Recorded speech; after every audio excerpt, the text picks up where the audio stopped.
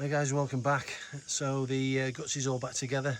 Done quite a few jobs on it. Got the rear wheel back on and sorted out, and shows my naivety with things, even though we think we're worldly wise with motorbikes and different things.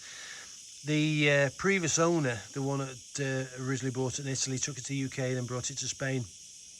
In the top box on the back, he had a kit with CO2 bottles and the usual plugs that you plug the tyres with and all the rest of it, and some had been used, and the Pirelli tyres on the front and back were tubeless tyres, and I just assumed for some reason he'd got some sort of kit done on this to turn it into a tubeless spoke wheeled bike, pretty much like the DSX that's got spokes but it's tubeless.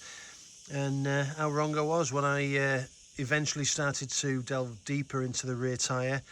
I managed to get the wheel off the bike, off the rear drive shaft swing arm, and managed to pull the tyre off myself off the rim, and lo and behold there was an inner tube inside. So I don't know what he had the plug kits for.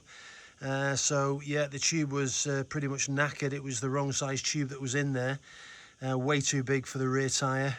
So I managed to pull that out, and luckily when I bought a Royal Enfield a long time ago, 500 Classic, I had a 120/80/18 tube that came with the bike as a spare, and this required a 140/70/17. So I put it in, and to be honest, it was more or less exactly the right size, and blew it up, got it to 2.5 bar pressure, got it back on the bike, and take it for a run. It's functioning fine. Did the rear shocks, I've gassed them back up again, and took the rebound, stiffened the rebound up a good inch on the dial on the bottom, and hardened them up a bit. It's raised the bike a considerable amount, and I've got an inside seam of 31, but I'm tiptoes on it, considering it's a cruiser style bike. It's a really high seat height. It's quite unusual really. So I'm not on flat foot anymore because the back end's come up. That has avoided all the chaffing on the cables. I've redone all the cabling on the back, changed some fuses over, and done a few jobs while I've had everything stripped off. So all the wiring on the back end's been changed and renewed. And yeah, the ride's much superior than it was before. It's a much better ride, albeit a higher ride height. So yeah, 40 degrees, working out under the shade.